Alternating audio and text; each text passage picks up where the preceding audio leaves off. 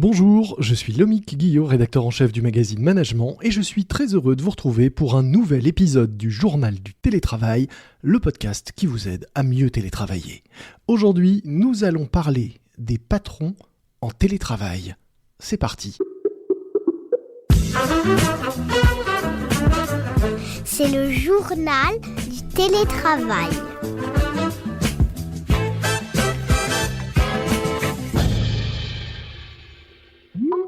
On dit souvent que l'exemple doit venir d'en haut, c'est vrai pour beaucoup de sujets en entreprise et sans doute encore plus lorsqu'on parle de télétravail. Seulement problème, pour certains dirigeants, le télétravail revient à lâcher leurs collaborateurs dans la nature et c'est source d'inquiétude, de doute, d'opposition. Alors comment passer d'une culture du contrôle à une culture de la confiance? Comment faire en sorte que le télétravail, plébiscité au moins à petite dose par une majorité de salariés, soit aussi soutenu par les chefs d'entreprise? On en parle aujourd'hui dans cet épisode du Journal du télétravail avec un chef d'entreprise, justement, Jean-Daniel Guyot, cofondateur et président du directoire de Memo Bank, première banque indépendante créée par des entrepreneurs pour soutenir les entreprises et PME en croissance. Bonjour. Bonjour. Alors, vous n'êtes pas une banque en ligne au sens où on l'entend traditionnellement, mais une banque à l'ADN totalement numérique qui accompagne ses clients dans leur digitalisation. J'imagine donc que chez vous, le télétravail n'est pas un sujet et ne pose pas de questions. On n'a pas démarré avec une organisation avec un télétravail complet, mais effectivement, quand on a dû basculer avant le premier confinement en télétravail complet, ça s'est passé de manière totalement naturelle. D'abord parce qu'on avait un certain nombre de personnes qui étaient déjà en télétravail quasiment complet, et puis parce qu'on avait structuré l'entreprise comme ça. Donc, du jour au lendemain, on a mis tout le monde en télétravail, et la simple chose qu'on a dû faire, c'est d'arrêter les livraisons de fruits pour qu'ils ne pourrissent pas dans les bureaux. Mais c'est à peu près tout ce qu'on a fait. Pour le reste, tout fonctionnait bien. On dit souvent que passer au télétravail, c'est lâcher des vieilles habitudes. Vous, c'était plus simple car vous êtes une jeune entreprise finalement. Des habitudes, vous n'en aviez pas tant que ça. Alors nous, on avait l'habitude déjà d'imposer une journée de télétravail qui était le mercredi, ce qui permet aux personnes qui sont au 4-5e, et notamment souvent des femmes, de ne pas être pénalisées et de ne pas rater des réunions, des choses qui doivent se jouer de manière synchrone. Vous dites aussi que le télétravail, c'est avant tout une histoire de dirigeants. Alors pourquoi, à votre avis, est-ce que l'exemple doit venir d'en haut quand on parle notamment de télétravail? C'est surtout que les dirigeants doivent mettre en place la structuration. Je ne pense pas que ça soit qu'une question d'exemple, mais c'est aussi une question d'organisation, et généralement l'organisation est mise en place par les dirigeants, et c'est une question de culture. Chez nous, le fait qu'on imposait une journée de télétravail et qu'on avait des personnes en télétravail nous forçait en fait à avoir des mécaniques et une organisation qui étaient compatibles avec ça. Et donc ça veut dire penser l'entreprise et son organisation comme une organisation qui vit de manière asynchrone. Je pense que c'est vraiment ça la chose la plus importante. Donc on a mis en place toute une organisation avec beaucoup d'écrits. Tout est écrit en anglais. On a une plateforme, une sorte de wiki géant qui nous permet de mettre absolument tout, que ça soit des comptes rendus de réunions, des rencontres avec nos clients, des manuels sur l'utilisation des outils, une feuille de route, des projets. Tout est absolument mis sur cet outil-là. Donc à tout moment, on peut retrouver de l'information. On ne vit pas dans le stress de rater un moment. On ne vit pas dans le stress d'être dans la synchronicité et de devoir être absolument à toutes les réunions, de devoir assister à toutes les conversations qui se jouent dans un bureau. On peut, de manière assez sereine, se dire que c'est pas grave si on rate quelque chose. On aura de toute façon accès à l'information ensuite. Ça a un autre effet positif, c'est que ça permet aux gens de se concentrer. C'est important, on redécouvre avec le télétravail cette asynchronicité, et on peut s'isoler de manière à faire bien son travail. Quand on parle de notion d'asynchronicité et d'exemple, est-ce qu'il n'y a pas aussi une question autour du droit à la déconnexion, puisque est-ce qu'il ne faut pas que les patrons apprennent que justement en face, on n'est pas là pour répondre systématiquement et dans la minute à un appel ou à un message?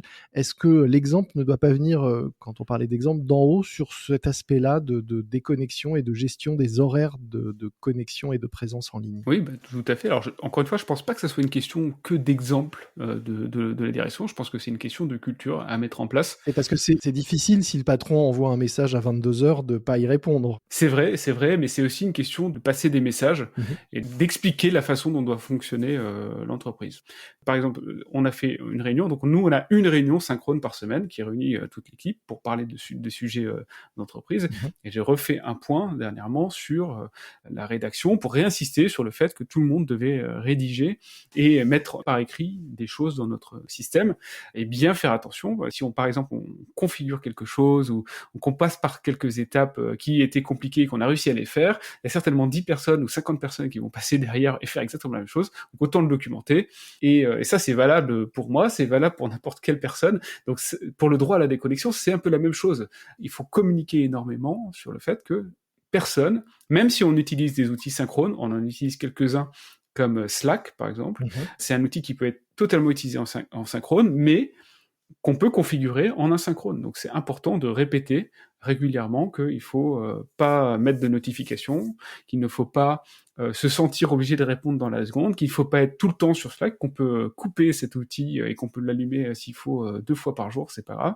Comme on le fait avec ses emails, on peut très bien aller voir ses emails 2 fois par jour et entre ces temps-là, pouvoir se concentrer sur son travail. Donc mettre en place une culture où personne ne doit attendre de l'autre, que ce soit la direction ou n'importe qui, une réponse synchrone et une réponse dans la seconde, sauf évidemment urgence, mais dans l'ensemble, dans 99% des cas, la synchronicité doit être la règle. De la même façon, un patron qui serait, tous les jours, au bureau et qui demande à ses, collaborateurs de télétravailler, ça fonctionne? Ou est-ce qu'il faut que lui-même, applique le télétravail pour pouvoir comprendre ce que c'est et pour pouvoir à nouveau, faire comme tout le monde? Oui, je pense que c'est nécessaire, hein. En ce qui me concerne, par exemple, je vais à peu près 2 fois par mois dans les bureaux. Mmh.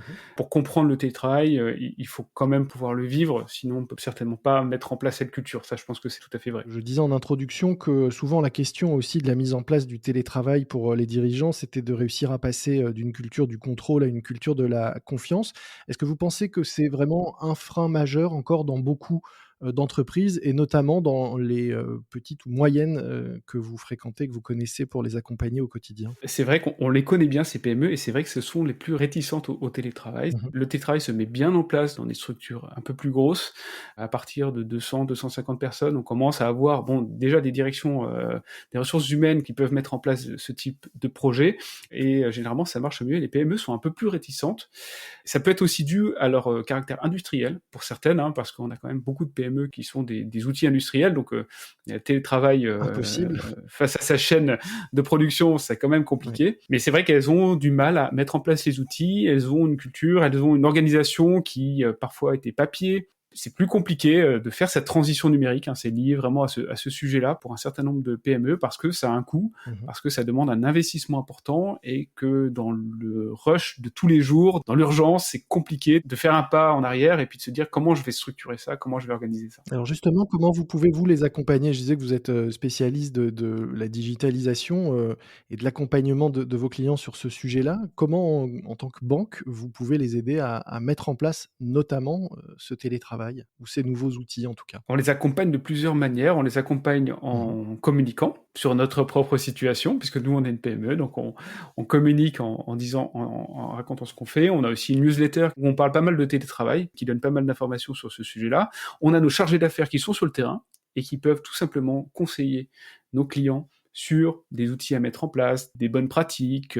Et ce qu'on fait aussi, c'est qu'on finance cette transition numérique Mmh. avec ce qu'on appelle du financement immatériel. Donc on va financer des formations, des outils, la mise en place d'une organisation qui va leur permettre de basculer vers le télétravail. Et vous voyez déjà, une écoute et même au-delà de ça, des résultats et des transformations, depuis 1 an j'imagine, chez vos clients? Il y a une chose importante, c'est que statistiquement, ceux qui ont fait leur transition numérique sont beaucoup plus résilientes.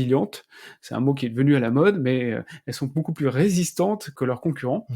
Donc ça joue beaucoup dans la discussion. Comment je peux être plus résistant aux crises? Comment je peux faire en sorte de travailler même si physiquement je peux plus faire ce que je faisais avant? Ça, c'est des questions auxquelles toute PME aujourd'hui essaye de répondre. Alors certaines s'en sont bien sorties parce qu'elles étaient sur le bon créneau. Beaucoup ont eu une vie compliquée avec le confinement et avec toutes les mesures qui ont été mises en place. Donc elles cherchent évidemment à faire cette transition numérique qui va leur permettre derrière d'être plus résistantes. Donc oui, on voit la transition qui est en train de se faire. Après, je pense qu'il y a autant de télétravail, peut-être autant d'organisation que l'entreprise. Et je pense que les organisations hybrides, pour s'adapter justement à chaque configuration, sont assez intéressantes à mettre en place pour sa PME. Merci beaucoup Jean-Daniel Guyot. Je rappelle que vous êtes cofondateur et président du directoire de Memo Bank, première banque indépendante créée par des entrepreneurs pour soutenir notamment les PME en croissance et les accompagner dans leur digitalisation. Nous mettrons dans les notes de cet épisode un lien vers la présentation et le site de Memo Bank pour ceux qui souhaiteraient en savoir plus. Merci beaucoup.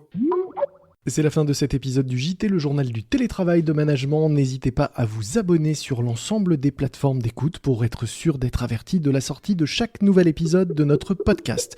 Vous pouvez également nous laisser une note, de préférence 5 étoiles. Moi je vous dis à très vite, d'ici là soyez prudents, respectez les consignes, les gestes barrières, ce qui reste du couvre-feu, portez-vous bien et bon télétravail à tous. C'est le journal du télétravail.